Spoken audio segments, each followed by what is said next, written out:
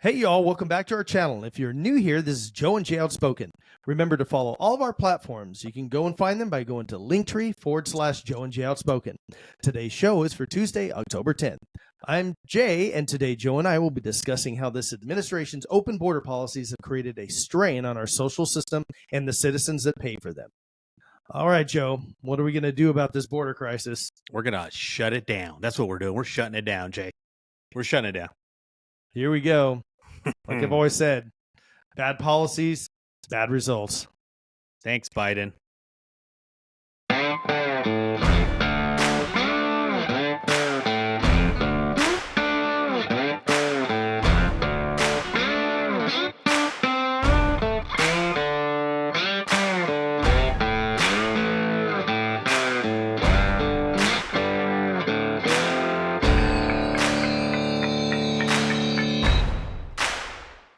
All right, everybody, welcome back to the channel. I'm sure you have noticed there's a little bit of a change if you've watched our show before. So, Joe, what's going on that's so different here today?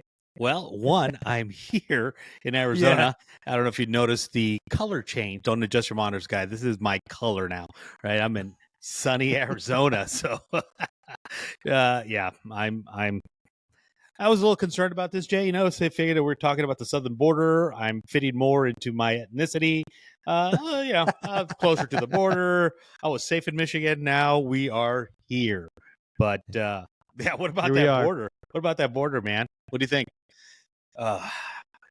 Well, I think it's a hot mess at this point. We've got a lot of folks coming across, and nobody's being vetted, which is, it's been a concern for so many years for vetting for different individuals, and all of a sudden it's just like, yeah, it's a free for all. So it's making for a really rough situation.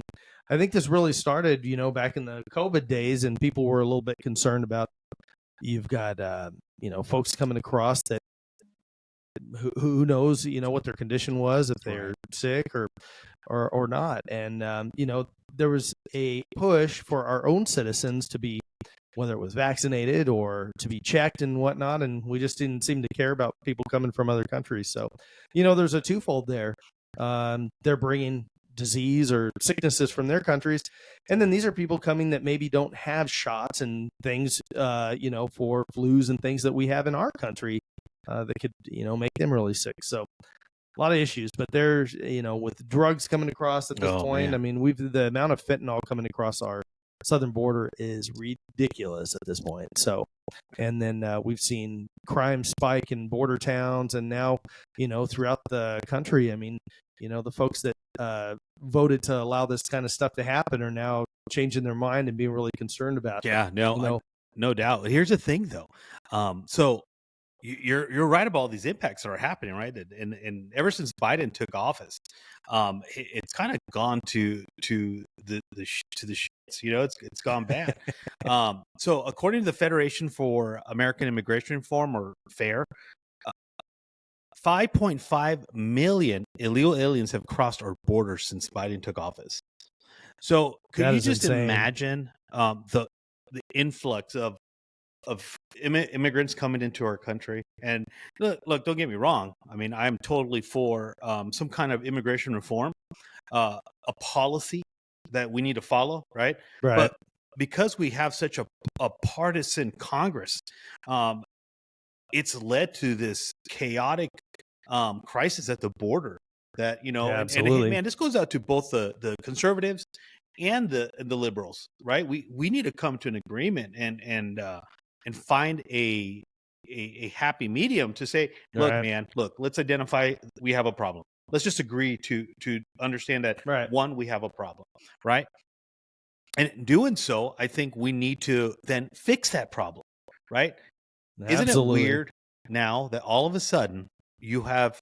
So I was looking at this, watching this video, and they're building a wall over in San Diego, where the border actually ends. The wall there is kind of torn down, kind of old, right? It's been for years. They're actually putting a wall in there, and it's Trump's wall, right? And I'm like, wait a minute. Mayorkas was saying we don't need defense. The border's closed. We don't need anything. We're fine. Biden's like, I'm not putting another foot not another foot. wall. He campaigned on that. Trump's wall going up. I'm selling everything, right? I'm selling everything to the Goodwill, and they're going to build walls around their facilities, whatever. But the case being is, what happened?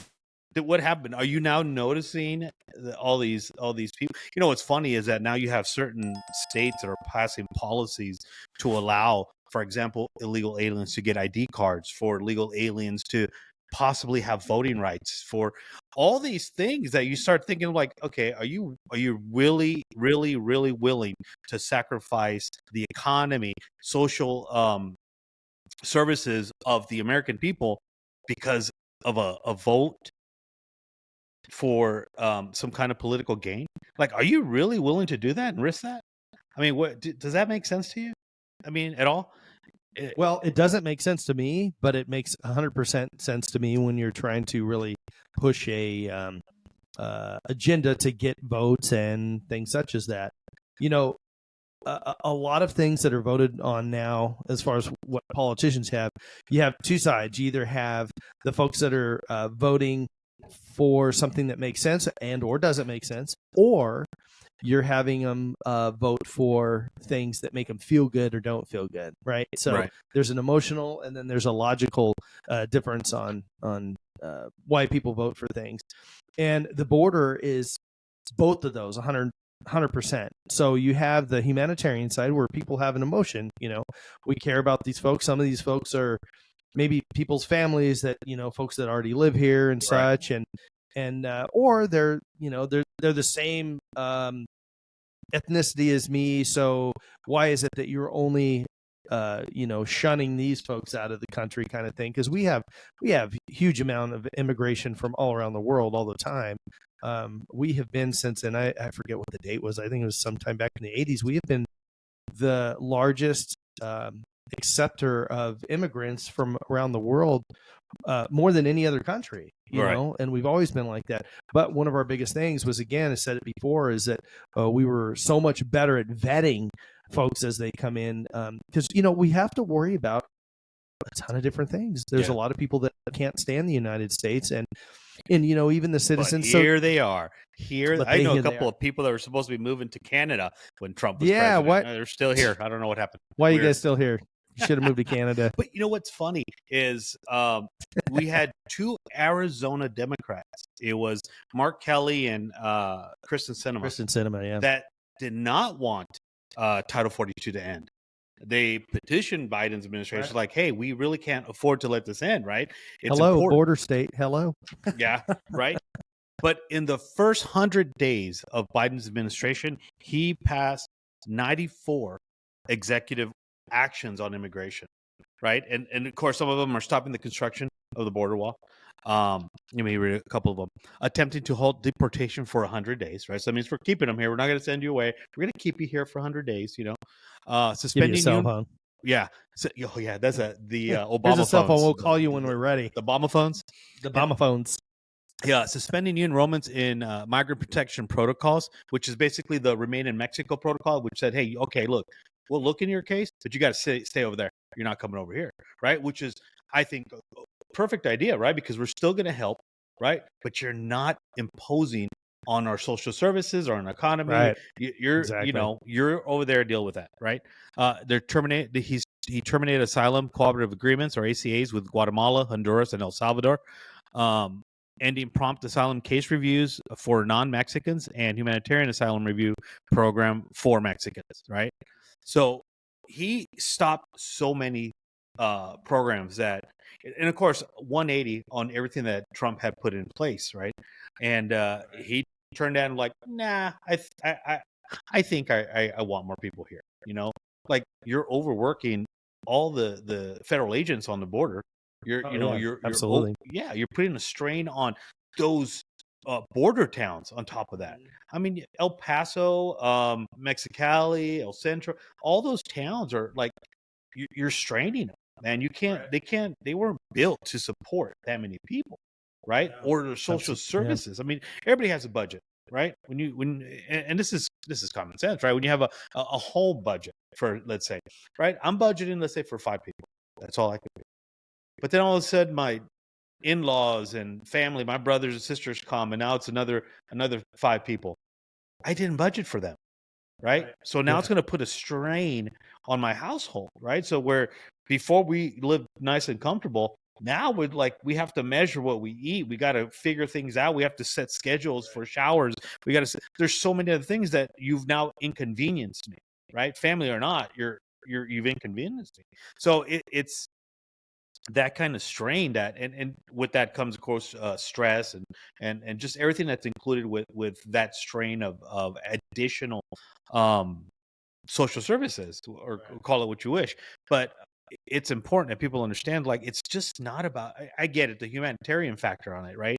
But no one said, come on over. No one said, hey, we got to open, well, I guess Biden did say we had an open border, come on over.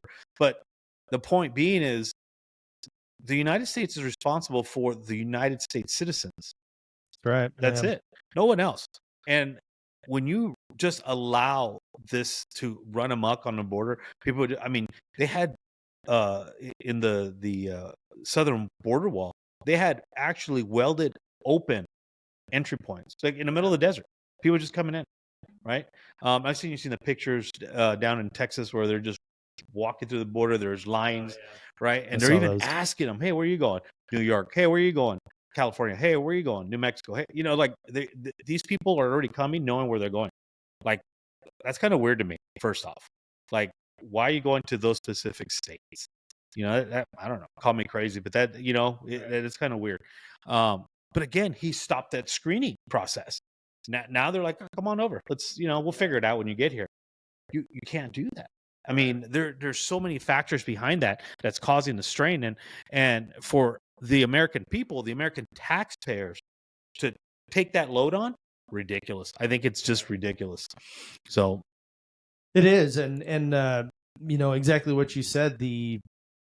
The services that are paid for by the taxpayers, the people that live here, that probably don't use most of those services, the people that are paying the most in those taxes, are not getting the benefit from them, and it's going to folks that actually don't benefit citizens of this country. So, right. It really doesn't make sense to most folks. And what's the one funny story on that was the whole Martha's Vineyard thing when they sent. Oh my God, that was so funny. And I really didn't agree with, and I understand why it was being done, but I didn't agree with sending people all over the country with, in the buses and stuff like that. And I understand why they're doing it. They're doing it to prove a point and everything. And we got it. And that did prove a point. But it's still impacting us. Right. And there's two things to it. Is one, I don't think we should be, if anything, we should be sending those folks back to where, they came from, or put them through the proper channels now. Well, remember what Trump was doing? Is put them on an airplane, send them back. Yeah, send them back. And we were sending them. And the humanitarian side of things that I didn't agree with was, now you're taking these people that, because there are legit people that just want to get here to escape whatever they're running from in their countries, whether it's poverty or, different dangers of war and things like that, dictatorship and stuff, which is probably what most of them are leaving. And they're coming over here, and we're shipping them all around and treating them like kind of like dirt. It's better that they're going to get in the country, and we're going to try to vet them properly.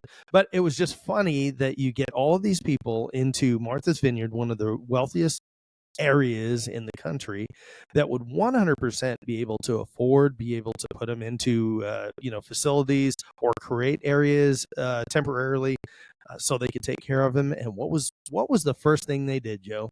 Put them back on a bus and got them out of there. We don't want them here. And most of those people that are there are the wealthy people that are, pushing for all of these kind of laws and legislation and everything. So per capita, just based on what you just said, per capita, they should have a lot of money up there, right? The Obamas have a humongous house up in Martha's Vineyard. So they should have all this money up there. And what is the excuse they use? We don't have the resources for them. Yeah. What do you wait? So like everybody else does? Like, right. Well, it's ask New York City how that's going. Right. Well, I'm sure they had places they could have put them up. They just didn't want them there because they're dirty and nasty and and all that. And I'm not saying that from me. I'm saying that's what they think of. They think of those people, and they think of us too, right? Yeah. They don't want us up there. unless you're, paying $600, $1,000 a night for a hotel room, they don't want you up there. No. But they're going to take hotels in New York City and completely convert those, and and now what happens to those hotel rooms? I mean, those owners of those or investors in those things, these people get in there and they're from different. So here's one of the big things, and I know it's a big humanitarian thing. We want to be good to people. I 100% believe in that, that we need to be good to our fellow man. We have to understand, though, that folks like this come from completely different societies with completely different ideologies, and they're not gonna treat things and be the same way here as we would expect, because they came from a different country, different lifestyles, again, different ideologies, that they don't have the same courtesies of stuff. So anybody that disagrees with, maybe anything we're talking about, or would say, hey, this is kind of mean, we should allow people into, okay, fine. We're going to get 10 of these folks, and you guys put your address in the comment box, and we'll bring them to your house. And you can take care of them for a while. And the thing is, that's been brought up to a ton of people that have believed in this whole thing. And guess what they say? Exactly what folks at Martha's Vineyard. Oh, no, I can't have them come into my house. I don't have any room. I don't have enough room for this. Well, exactly. Who do you think does have room? Nobody. The other guy, the other people, these other folks over here, right? The other city, the other county, they can deal with it. We're not going to deal with it. Well, that becomes the real big issue there, is that it's always somebody else's problem.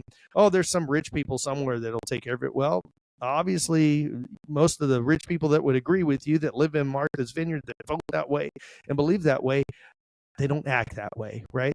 They don't want those people in their town. They don't want them in their village, and they want to push them off somewhere else. So, you really got to think about this kind of stuff from a non-emotional way and really think about it logically, that we've made some really bad decisions, and the thing is, it's affecting our citizens. But really, what are we doing to these people? Like, really, what are we doing to them? So I think we need to look at it from a different perspective. I understand everybody saying, oh my goodness, we have to, you can't be that cruel, things like that. I get it. My dad was an illegal, but he became a citizen, followed the proper channels. Of course, it was a little bit easier back then, but there was still the law. The law's still the law, regardless, right? You know what's happening. Ronald Reagan with his amnesty, I mean, it helped, right? It allowed for a lot of people to get down here. But here's the thing, Jay, that people need to understand. Yes, I get it. We have to love our fellow man, and I totally agree.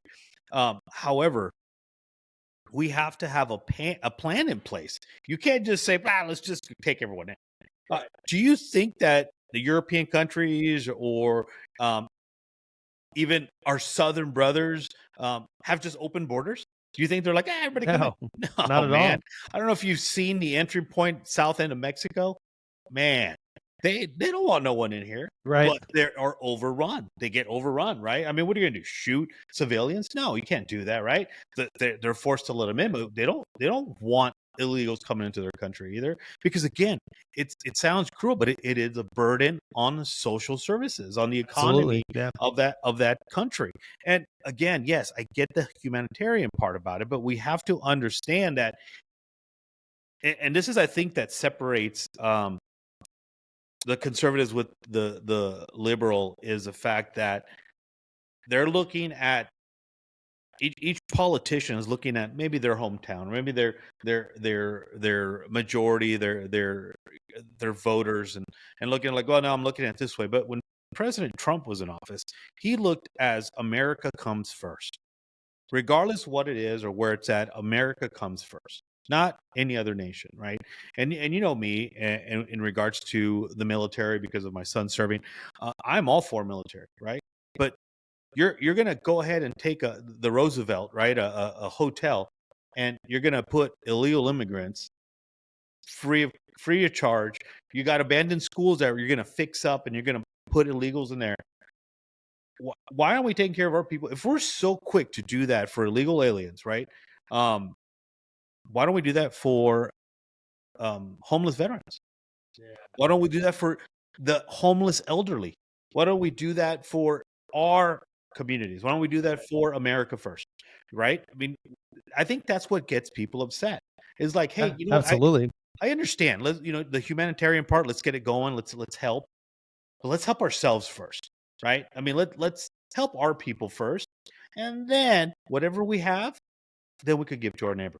But if we don't have anything, we're not going to give it to you. But here we are giving Ukraine money. Here we are, giving illegal aliens all the opportunities in the world. Where is America at the end of the day, right? What are we getting out of that? We're not, absolutely nothing. And I think that's where you start building this animosity from Americans towards illegal aliens. And that's dangerous, right? It is. Because then comes the hatred, then comes the discrimination, then comes everything else that flows with that, right? And we don't want to be that. We don't want to be known as a nation that's hateful like that, right? Because everything that happens, something can happen in Europe and England, no one bats an eye. They're like, it's Europe. But something happens in America, the world's watching. The whole world's watching. Right, whether it's good or bad, everybody's watching. What are they going to do? How are they going to behave? Right. We're like right now with this administration, we're a mockery to the world. Right. So it's important that yes, we do help people when we can, but I think it's also important for us to realize that, hey, look, when Trump was, excuse me, oh my God, slap my mouth for that. When Trump was here, when Trump was president, he wasn't being hateful. He was looking out for America, right? All people saw was what this mainstream media showed, and that was like, oh, he's putting them on planes, sitting in the back, and blah blah blah. There was a process. There was a process for everything he did. There was accountability, right? He held someone accountable for everything. This is what I want. Title 42 in itself, right? All these programs that he set apart, like, just, hey, look, we're going to consider you coming here, but you're going to stay in Mexico. We can't afford to use our social services on you because we have people here that need to use them. Right. That's exactly. So, but all made sense, right? Because America was first to Trump. Now this administration and the left, the progressive left at that, hate everything about Trump. That no matter if the policy was good or great, we don't want it. It was drafted by Trump's administration. It's junk.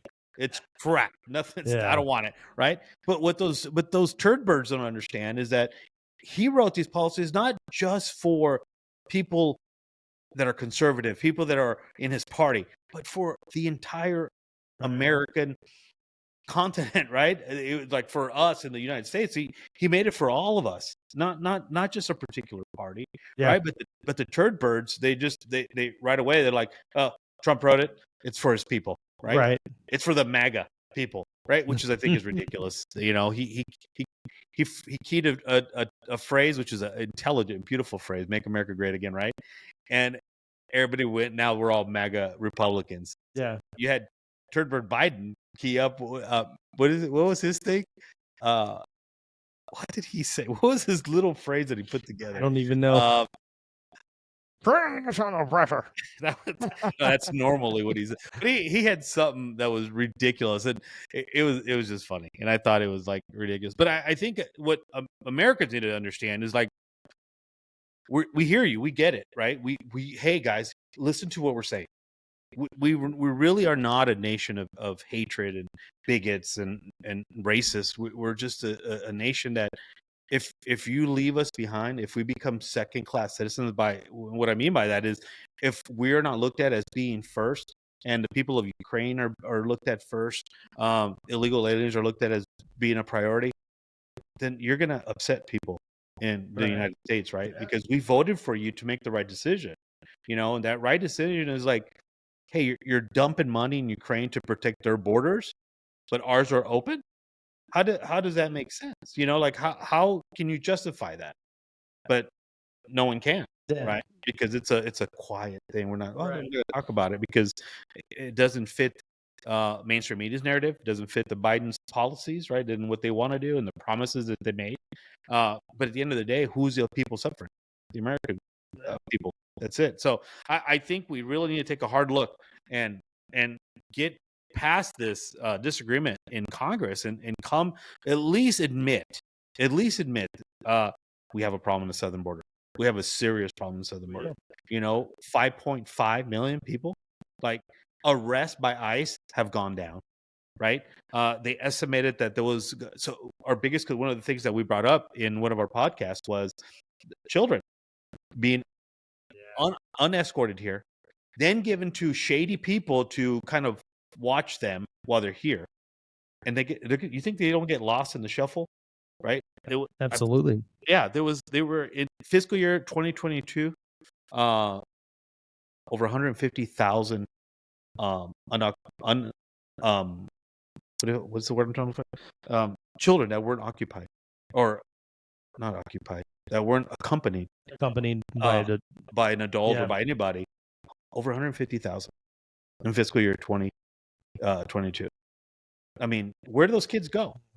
What happened to them? Right? It's scary it's really scary to even talking about think. the southern border, and I forget English all of a sudden. What the hell? Well, a good little analogy I would use is, so, everybody's had a job. I hope everybody's had a job at one point in their life. And have you ever been at a job and whether you get along with your boss or not, but you do your job every day. You come to work on time. I'm not talking about the turd birds out there that are missing work and all that kind of stuff, but call-ins all the time. Yeah. And you come and do your job and everything. And then your boss hires somebody else, and then hires somebody else again, and some more people, and they keep hiring people. And all these people, you find out they're making more money than you, and they're getting promoted and all this kind of stuff with not as much experience, no more schooling. I understand it happens when, somebody comes in with a doctor's degree or something, they've got 900 years of experience. I get it. Everybody's experienced that. How did that person get promoted? How come they make more money and all that kind of good stuff? Well, why are you mad at that if you're okay with people coming into the southern border and, taking over social services that people here in this country could, be taken advantage of?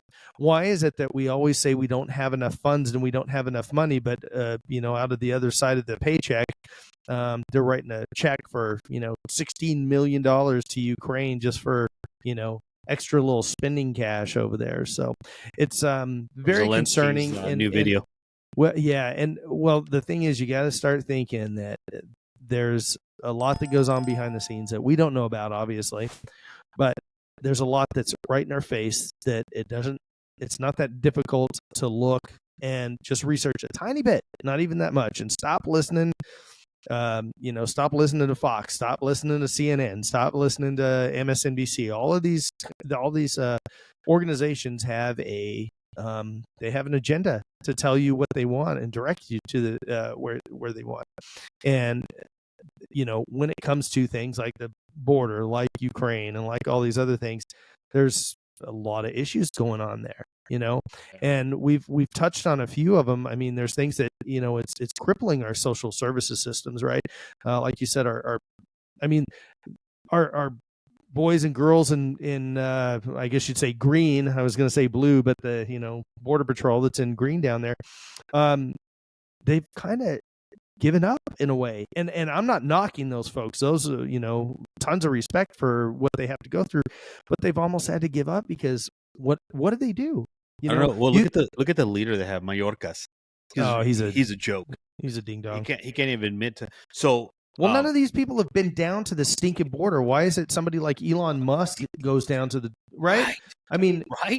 Should and I'm not saying this is what I would want, but should Elon Musk be running, Mayorkas's job? Should he be running for president? I mean, these are some things you got to think that he can't. He was not born here. Well, he wasn't born here. Yeah, so he can. He was born in Hawaii. He can be governor of California, but that's about it. So, yeah. But here's the thing, and it's funny you mentioned that, because not only have I don't know if I told you this. I'm going to mention it earlier, but Newsweek stated that the border crossing is 3 times higher under Biden than it was under Trump. 3 times higher, right? Yeah. So not a shock, clearly, right? We all knew about that. But with that comes pretty obvious. Right. Well, yeah. With that comes certain things like because of the weak enforcement on the border, because of policy changes and whatnot, the drug overdose death have increased, right? Because of the influx of fentanyl. Right. Like fentanyl is one of the most deadliest drugs that we've seen, and they've had a record high hit in the U.S. last year. I think there was a let me read this real quick. There was and everyone knows that fentanyl is dangerous, right? Because you have just a small amount. I think it's like a grain touched by just an adult could possibly kill you, right? So that's how dangerous it is. But a bipartisan group of former senior national security officials is urging Biden to declare fentanyl and its chemicals weapons of mass destruction. Wow. So this is funny because the cartels are making these, right? Down there, but they are with chemicals being brought in from China, right? So just that combination alone, and that kind of scary. We have the cartels working with China on getting these drugs to create the fentanyl that's then shipped to the United States, which kills thousands of Americans, right? And what's that say though? What's that telling us? Like, when Trump was president, he was impacting. Now, are we ever going to stop the flow of drugs into the United States? Absolutely no, not. Absolutely not. No. But can we make an impact? Can we make it difficult? Absolutely. We had some of the highest arrests, highest drug busts under Trump than we have with your Uncle Biden. And it's just crazy because they've literally illegal aliens, the cartel, everybody has just waged war on us, and we are just not responding.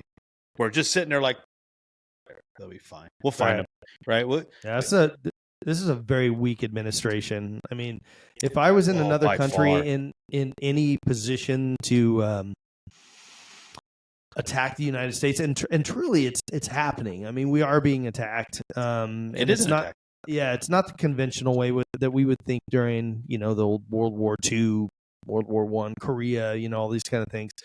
Financially, we're being attacked and by minds. I mean, if you look at half of the stuff that's going on in the school systems and everything right now, it's really, really scary. And the Socialist Manifesto is basically playing out right before us with all of this stuff. Crazy. And crushing our borders to where we don't have any kind of law or anything there, and where people are just allowed to cross, and basically we don't have any we don't have any control of it at all. It's basically made us a non-country, like you said a little bit ago.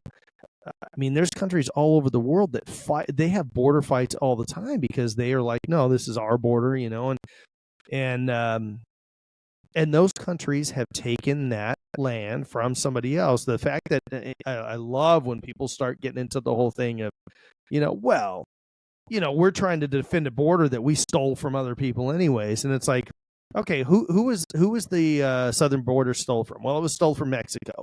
Okay. Well, who did the Mexican people steal it from? Well, that was, the Spanish and the French that came in a long time ago. They called them conquistadors. What does that stand for? What does that mean? The conquerors. Conquerors. Yeah, conquerors. They came from over there, and they beat the crap out of the, Aztecs and the Mayans that were down there. So in their defense, they had guns and swords. Okay, we just removed the heart from people, and they didn't fight very hard when we did it. So that's just their defense. And Canada, or I'm sorry, the French. They're the ones that basically overtook Canada. Yeah, all that. Our Canuck friends up north. Take Trudeau's what they need. Yeah, we said this in one of our other episodes. We feel bad for you guys. We love you up there in Canada. Sorry about your dictatorship up there. So yeah, we every country of the world has been, borders have changed and things over time because of takeovers, hostile takeovers here and there. And, we're at that point that the whole world is kind of solidified. And you would say, well, what's going on in Russia right now and with Ukraine? There's a reason that Ukrainian people speak Russian. I mean, they belong to Russia. Yeah, they've been a part of that. And there's been borders disputes there forever. And just like we have them in the Middle East. Just like in the Middle East, yeah. We have them everywhere, But here's the thing, Jay, and you're right. it's not about the borders. It's about just protecting our rights as sovereign citizens, right? Yeah. And we need to protect. So a government is tasked to protect their people, right? A state is tasked to protect their citizens, right? But the federal government is tasked to protect the nation as a whole, Right. and they're responsible for that protection and border protection, right? And there was a time when, yes, we would send our military somewhere because clearly we were vested in interest Right. in some of these countries, like Middle East, right? Oil and whatnot, Right. right? The last thing Absolutely. we want is to have a dictatorship take over the oil fields of the Middle East and then charging us $100. Oh wait, we already have that dictatorship, Biden, don't we? Anyway, but there's there are some things that we need to be vested in because of interests that help the American people, and I'm okay with that because everybody does that, right? That's how economies work, right? But to get involved in a war that where there's I don't even know this guy Zelensky. I didn't even know about him until this war began. All I knew was he did music videos in his underwear and he was just a joke, right? But all of a sudden this guy's running a country and asking money and wanting more money. He's over here more than he is his own country, asking for money. You see other countries that are in need and we don't help anybody. What is the interest that we have there that we need to protect, but anyway, going back to what we were talking about in doing so we talked a little bit about what are some of these economic impacts that happen when we have illegal aliens coming in, right? And again, my dad was an illegal, right? But he did everything the right way. He was an entrepreneur and things like that. It took a while, but that's what you needed to do, right? That was a law. He paid his taxes every year. He did what he had to do. And I'm not saying that illegal aliens coming into our nation now would not or will not pay taxes. I mean, there's some that pay them even as illegals. But that's not the point. The point is that, now you even have, I don't want to say they're not illegal anymore, but you have documented citizens now. You have, resident aliens here that are saying, hey, man, stop the flow. You got to slow it down, because what happens is now those people who did the right thing, right, and got a resident alien card or a temporary resident alien card, whatever, they're paying into the tax system. They got jobs legitimately. That's right? Now you got people that are coming illegally and taking those jobs, right? So they're taking it from the bottom, right? And the problem with that is now you're going to have big companies abusing that. Right? Absolutely. And all that does is, do you get the savings? Nah, they just get more money, right? You ain't gonna get the same. You're still gonna pay the same amount for that landscaping job or for that house being built. You're still paying the same. It doesn't matter if they're paying someone from further south that has no papers, right? So at the end of the day, it's only benefiting that owner. It's not benefiting us as citizens, right? So on top of that, you have schools, right? All these kids got to go to school, and what are they going to do? They're going to let them go to school. Why? Because our school system is run by liberals, right? So they're like, you don't need to prove anything. You just come on in, join the school, right? And they do. But now you got from classrooms that were nicely moderated at 20, 25 students to 30, 35 students, right? 40 students. 40 now students, it's a strain on the teacher. It's a strain on that school district. It's a strain. So as a community, right? We all live in a community, and as a community, you're going to pay into your taxes for that school, for that, right? But do I want people that are not paying taxes to also take advantage of that? No, I don't, right? Because where else do we do that? Car insurance. We have to now pay for people who don't have insurance, right? So what happens? These illegal aliens, they have to have a car. They have to go look for jobs, right? Now our insurance goes up, right? Because they're having accidents and fleeing the scenes. And well, we can't go after them, right? Mr. Progressive Insurance, I can't go after them. They got no papers. We'll go after you. Yeah, the Geico lizard ain't chasing them down. Yeah, your premium just went up, sir. Thank you for shopping Geico, right? Medical, right? The doctors and nurses have oaths that they can't deny medical, right? Are they going to pay for those services? No, right? So who picks up the tab? Yeah. The taxpayer, right? The premiums go up after that. Absolutely, right? Social services like child care, right? Because we have social services that help working single mothers or single head household units that help with childcare so they could work, right? So now that's going to be a strain on our social system. Welfare. People, let's say what it is, bro. Let's tell the truth. I could go around downtown Phoenix and buy myself a someone's social security number and get someone's ID and work with that, right? Although they're getting the credit for it, I'm still getting paid for it, right? That person could be dead for all I know. But with that, guess what they're also doing?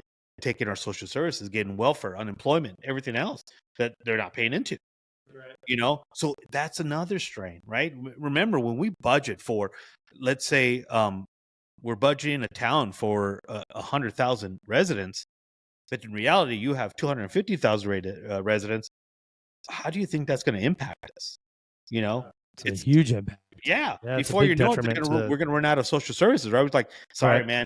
Let's try in our next fiscal year to squeeze in, another child for daycare. You have to go figure it out yourself, And then, of course, the last thing would be federal justice enforcement, right? Which we talked a little bit about, because we've cut down the amount of border protection on our southern borders. We're not enforcing a lot of laws. We're not arresting a lot of people, right? The federal courts now are filled with cases that want to be heard and things like that. They're overworked, right? All these impact our economy, our social services, all of that. And that's what people need to look at. That's what people need. And again, folks, I'm not saying this because I want you guys to go out there and have this animosity or anger or hate towards illegal aliens. It's not their fault. People are just trying to do better, right? Right. I mean, I totally believe in that. I believe that people need to do better. But we have to understand that the responsibility falls under our federal administration or our government and nobody else, right? And it's all those lawmakers up there that, the 95-year-old lawmakers up there that are kicking strong with their oxygen tanks walking around over there, still barely alive. So I don't know, Jay. I think we have a serious problem. It needs to be fixed. It needs to be addressed. I think the first step is admit that we have a problem, right? And together, right, as a bipartisan Congress. Yeah, they need to get together on this. It's ridiculous that it's that it has anything to do with party. Yeah, it shouldn't. This has to do with the American people, and you can't call yourself a patriot, an American patriot, if you allow for the southern border to be open. And in this case, because of Trudeau, the northern border also, they should be shut down. I don't want Trudeau trying to squeeze in here either. Yeah, but I don't want any of his flunkies down here. All our borders should be protected, especially the north. Canada, I'm sorry, I love you guys, but keep Trudeau. We don't want him. Well, I mean, I don't know how many of you have ever tried to go up through Canada, and if you don't have a vaccine card or what have you, they're not going to let you even into Canada right now. So, Canada's got, and that's with U.S. citizens. So you think about it, it's like, you have to be vaxxed too. If you're not vaxxed, that's what I said. Yeah, if you don't have a vax card, vax card. Is that what you said? Yeah, vax card. That's funny. Yeah. So, people are what do you call it? Counterfeiting those darn vax cards so they can go to Canada. I don't know why. Anyways, so they can go see a good hockey game up there, I guess. What did you say last time? You said the Chinooks or the Canucks? Yeah, when I was talking about Trudeau. Yeah. So, but yeah, I think again, I believe that we do have a problem in the southern border. I think is a critical problem at the southern border. Our economy is already horrible as it is. You have people in California paying $7-8 for gas. The gas here in Arizona is ridiculous, right? I'm missing that Michigan gas pricing right now. But it's the problem we have. It's at a very critical point right now, ladies and gentlemen. And I think that we need to push our politicians, your local politicians, your senators, and let them know, hey, man, I get it. We have a problem. Let's what are we doing to fix it? We need to ask questions. We don't, there used to be a time where people used to like email their senators, right?